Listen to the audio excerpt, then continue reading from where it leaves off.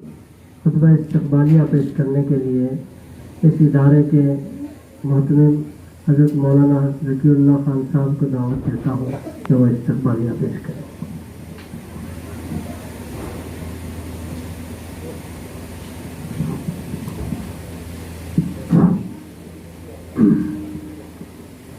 بسم اللہ الرحمن الرحیم، الحمد للہ رب العالمین، والصلاة والسلام على سید الانبیاء والمرسلین وعلى آلہ واصحابہ اجمعین الی یوم الدین، اما بعد۔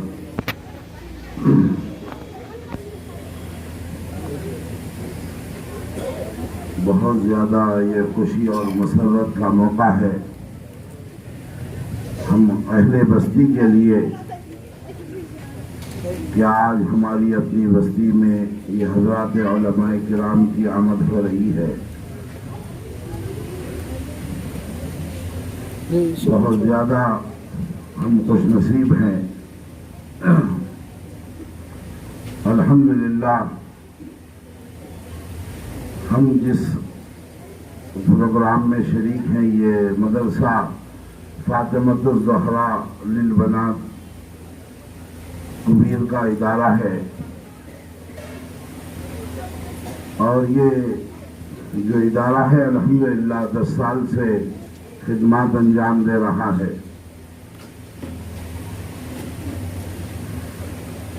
جس وقت ہم کبیر امامت کی غرض سے آئے تھے، 2-3 سال کے گزرنے کے بعد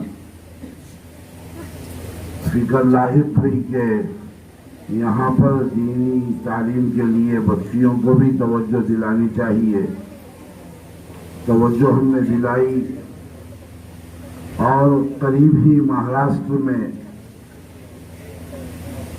دارالعلوم محمدیہ حمایت نگر کے زیر نگرانی ایک لڑکیوں کا ادارہ ہے خدیجۃ الکبریٰ،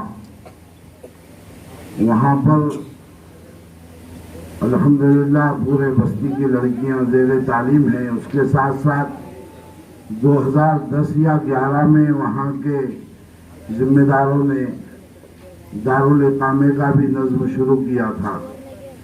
ہم نے گاؤں والوں کو فکر دلائی تو الحمدللہ یہاں سے 9 بچیاں تیار ہوئی، ان کا حمایت نگر میں لے جا کر داخلہ کرایا گیا۔ 5-7 مہینے وہ بچیاں وہاں زیر تعلیم رہی۔ کسی حالات کے پیش نظر مدرسے کے ذمہ داروں نے دارالاقامہ کے ختم کرنے کا فیصلہ کر لیا۔ پھر یہ بچیاں ہماری بستی کی واپس آ گئی، اور مولانا مظہر صاحب نے بھی توجہ دلائی کہ تمہارے گھر میں بھی پڑھنے پڑھانے والے لوگ ہیں، عورتیں بھی پڑھی ہیں، بہتر ہے کہ تم ہی لوگ وہاں پر یہ بچیوں کی تعلیم کا کچھ انتظام کریں۔ الحمدللہ مشورہ ہوا۔ اس کے بعد ہم نے پھر مدرسہ فاطمۃ الزہراء کی بنیاد رکھی 2012 میں۔ وہ 9 بچیاں تو تھی ہی، اور بھی بچیوں نے داخلہ لیا۔ ابھی ابتدائی دور تھا، حالات چلتے رہے، تعلیمی نظام چلتا رہا۔ اس کے بعد میرا حیدرآباد جانا ہو گیا۔ پھر بعد میں یہاں اور بھی معلمات تھی، وہ بھی الحمدللہ مدرسے میں خدمت کر رہی تھی۔ پھر ہمارے بھائی مفتی اطہر اللہ بھی فارغ ہوئے، ان کی اہلیہ بھی الحمدللہ عالمہ ہے۔ یہ حضرات بھی وہاں پر خدمت کے لیے لگ گئے۔ تقریباً 10واں سال ہے یہ اس ادارے کو الحمدللہ بحسن خوبی کام انجام دے رہا ہے۔ میرے حیدرآباد جانے کے بعد ہمارے مدرسے کا یہ نظام تھا، حیدرآباد جانے سے پہلے کہ ہم بچیوں سے فیس لے کر چلاتے تھے، جو بھی آتی مدرسے کا خرچ چل جاتا۔ حیدرآباد جانے کے بعد ذہن میں یہ بات آئی کہ اب تو ہم باہر رہ رہے ہیں، یہ نظام کیسا چلے۔ اللہ نے ایک بات ذہن میں ڈالی کہ ہمارے بھائیوں کو اللہ نے طاقت دی، مال ہے ان کے پاس، وہ خرچ کر سکتے ہیں، میں اکلگوا کے سفر میں جا رہا تھا وہاں غلام صاحب کے پاس. سفر میں یہ خیال پیدا ہوا واپسی پر عید الفطر کی جو رات تھی صبح عید تھی, ہم پورے بھائی گھر میں جمع تھے. میں نے یہ تجویز بھائیوں کے سامنے رکھی کہ اپنے پاس ایک ادارہ چل رہا ہے, الحمدللہ کبیر والے بھی تعاون کرتے ہیں, ان کے تعاون سے یہ ادارہ چل جائے گا, لیکن اللہ نے آپ لوگوں کو طاقت دی ہے, خرچ کر سکتے. کیا ہی بہتر ہوتا کہ آپ لوگ اس ادارے کا خرچ برداشت کر لیں. میں نے ساتھ میں یہ بھی شرط لگائی کہ ہم کو زکوٰۃ کا مال آپ کا نہیں چاہیے, آپ کے عین مال میں سے چاہیے. والد صاحب بھی تھے, پورے بھائی تھے. والد صاحب نے کہا کہ بالکل ہم خرچ دینے کو تیار ہے. الحمدللہ آج تک تقریباً 6 سال ہو گئے, کوئی بھی آدمی کہہ نہیں سکتا کہ ہم نے اس ادارے کو 1 روپیہ چندہ دیا ہے. تقریباً 7 معلم معلمات تھے, ان کی تنخواہوں کا نظام جو بھی چل رہا یہ ہمارے بھائیوں کے اپنے جیب خرچ سے والد صاحب کی طرف سے چل رہا ہے. پھر اس سال تھوڑا خرچ زیادہ بڑھ گیا تو ہم نے اپنی بہنوں سے بات کی, 2-4 چچیری بہنیں ہیں ہماری بہن, وہ بھی بشاشت سے تیار ہو گئی کہ انشاءاللہ ہم آپ کا ہاتھ بٹائیں گے. الحمدللہ اب تک اسی انداز میں چل رہا ہے. میں یہ حضرات کا شکر گزار ہوں, اللہ انہیں مزید توفیق دے کہ یہ اسی طرح اس نظام کو چلائے رکھے.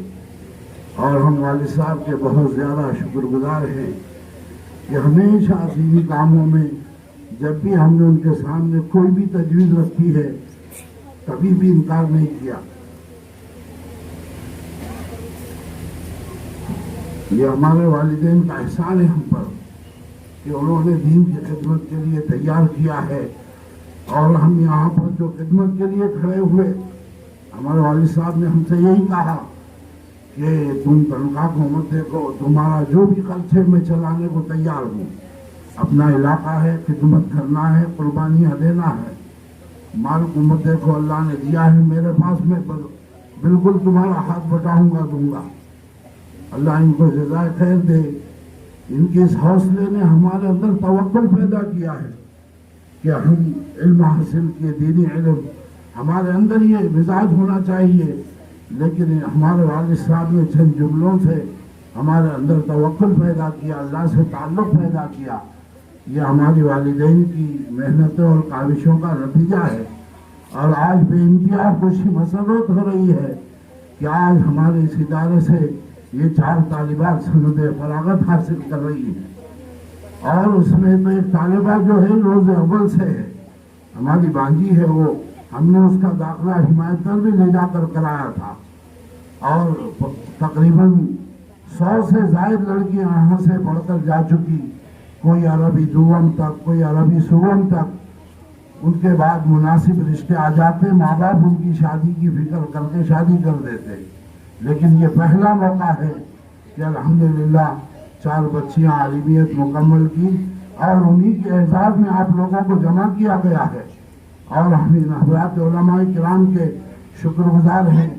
ہمارے صدر محترم حضرت سید حافظ عبداللطیف صاحب, ہمارے استاد محترم مولانا مظہر صاحب کروٹلا, اور ہمارے استاد محترم حضرت مولانا سید مصطفیٰ صاحب مظاہری, استاد بھی ہیں, استادوں کے استاد بھی ہیں, استاد الاساتذہ بھی ہیں. یہ ان کا کرم ہے, احسان ہے. انہوں نے وقت دیا, ہمارے آواز پر لبیک کہا, یہ یہاں پر تشریف لائے ہیں. ہم بہت زیادہ ان کے ممنون و مشکور ہیں. جتنا شکر ادا کرے کم ہے کہ اللہ والوں کی آمد باعث برکت ہوا کرتی ہے, فتنے دبتے ہیں. یہ ہماری بستی میں علماء کا آنا, ان کا تشریف لانا, یہ بہت بڑے خیر کا نتیجہ ہے. اس لیے ہم یہ حضرات کا شکر ادا کرتے ہیں. میں زیادہ وقت لینا نہیں چاہتا, حضرت کو صبر بھی کرنا ہے کہ الحمدللہ یہ ادارہ اس طریقے سے چل رہا ہے. پھر 2 سال ہوا لڑکوں کے ادارے کا قیام بستی والوں کے تقاضے سے رکھا گیا. 53 طلبہ دارالخانے میں الحمدللہ, اور یہ چل رہا ہے. اور آئندہ بھی عزائم ہے کہ انشاءاللہ اسی طرح مخلص بن کر خدمت کرتے رہیں. اللہ ہم سے خدمت لے. اور اسی کے ساتھ ساتھ ادارے کو جگہ کی ضرورت ہے. دونوں اداروں کو دعا فرمائیں کہ اللہ اس کا انتظام فرمائے.